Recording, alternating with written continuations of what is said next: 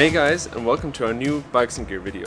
In this one we're going to talk all about tires and especially about the Schwalbe Marathon Plus series to see if it's really as puncture proof as everyone says.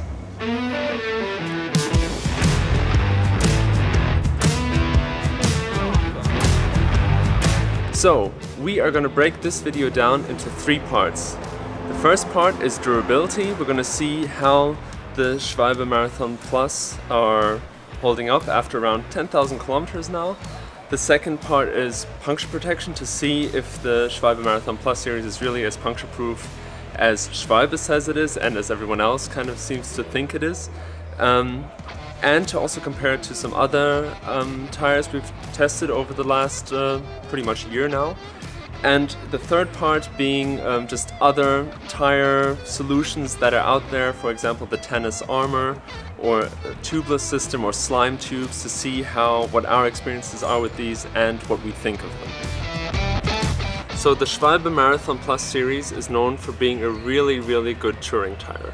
Not just because of the really good puncture protection, which we'll get to in a second, but also because they are really durable. There are a few different kinds of the Schwalbe Marathon Plus series. There's the normal Schwalbe Marathon Plus, the Schwalbe Marathon Plus Tour, which I have right here, and then the Schwalbe Marathon Plus mountain bike, and so on. In this one we're going to talk mainly about the Plus Tour because this, for a touring bike, is the most common one. So the difference between the normal Plus and the Plus Tour is just pretty much the tread. The Plus Tour has a bit more of a touring tread, as Schwalbe describes it, which is made for a bit more off-road than the Plus, which is just pretty much a pretty slick tread. As you can see, these tires are already pretty worn out because they have around 10,000 kilometers on them.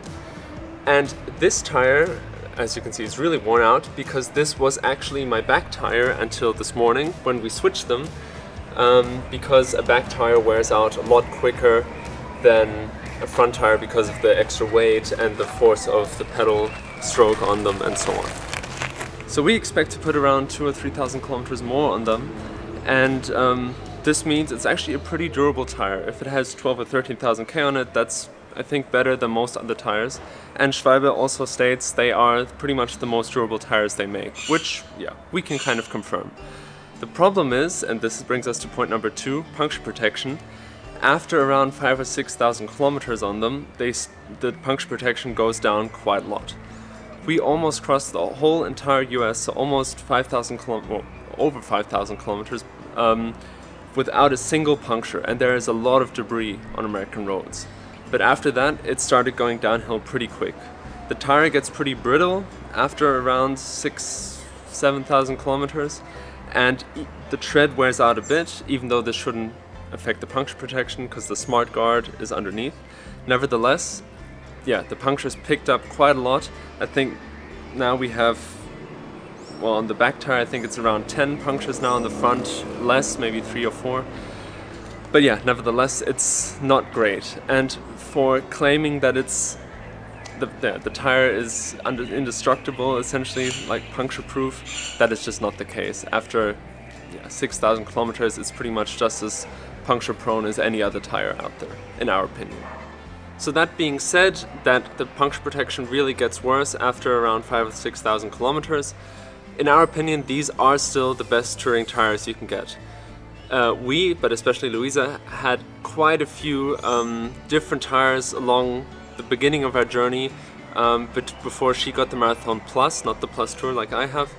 And there we could really see how bad some of those, what are also pretty high-end tires, actually are. We tried some Specialized tires, we tried some Bell tires, well, they're not meant to be super high-end, but also Continental tires, different Schwalbe tires, not the Plus series. And all of them had way more punctures by thorns, small thorns for example, than the Plus series. Before I had the Marathon Plus Tour, I had the Schwalbe Marathon Mondial, not the double defense, but the race guard, so with the worst puncture protection. And also those weren't that great, to be honest, because they were just pretty much, yeah, destroyed by little thorns, while the Plus series really holds off thorns without a problem. The worst end boss, so to say, for the Marathon Plus tires are, like any tire, the small wires, metal wires that are in the, that come from the the tire tread of truck tires, which are covered, which many roads are covered in, and like any other tire out there, the Marathon Plus also just get destroyed by them.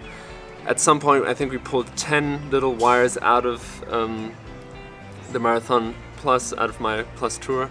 Some actually punctured, some didn't, but might have punctured at some point. It's hard to say. But yeah, they go through anything, unfortunately. Alright, and last but not least, topic number 3, other products and solutions.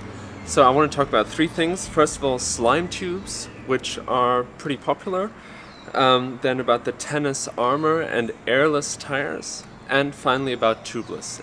So we want to talk about if these solutions make sense for touring and just in general our opinion. Alright, let's start off with slime tubes. So Louisa actually had for quite a long time, or a few thousand kilometers, let's put it this way, some slime tubes, and we did not like them at all. The idea is you have a tube with slime in it, and if you have a little puncture, kind of like the sealant in a tubeless tire, and you have a puncture, the sealant, the slime in these tubes fills the hole, and you can keep on cycling without ever noticing you had a flat tire or a puncture. In theory, this works really well, and in that time where Louisa had the slime tubes, she did not have a puncture. The problem is the sealant, the slime, got into the actual valve of the tube and just released the air just while cycling. We were just cycling in Florida and the tube just opened up and the tire was flat, and we tried pumping it up again, but the slime had clogged the valve so much that it was just, you couldn't repair it, which resulted in us having to completely just replace the tube. So after that we said no more slime tubes. If you're in the middle of nowhere and you only have a limited number of spare tubes, then this is a really big problem, and that was just something we did not want to risk. So a lot of people have also told us about Tannus products. Tannus is a brand that makes 2 really interesting tire systems. The first one being a completely airless tire, and the second one being an armor, which is essentially a sleeve that goes around the inner tube of a tire. So it sits between the tire and the tube, protecting the tube against, against punctures. So to us, these 2 Tannus products sound a lot more interesting than the slime tube, just because there's a lot less that can go wrong. The problem is that both of them aren't really suited to our style of traveling, and the reason is, well, the first one, for the airless tire, it's just not available in the sizes we want. It's only available in a more narrow size than 47, and this is not something that we want to compromise just to have an airless tire.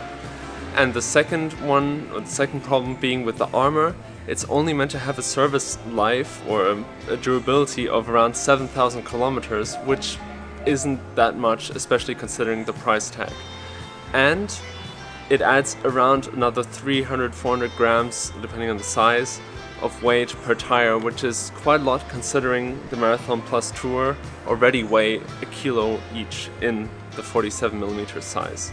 So for that reason, we are just gonna stick with our normal tube system for now, especially when you have a good tire like the Plus Tour or the Plus series, then it should be fine.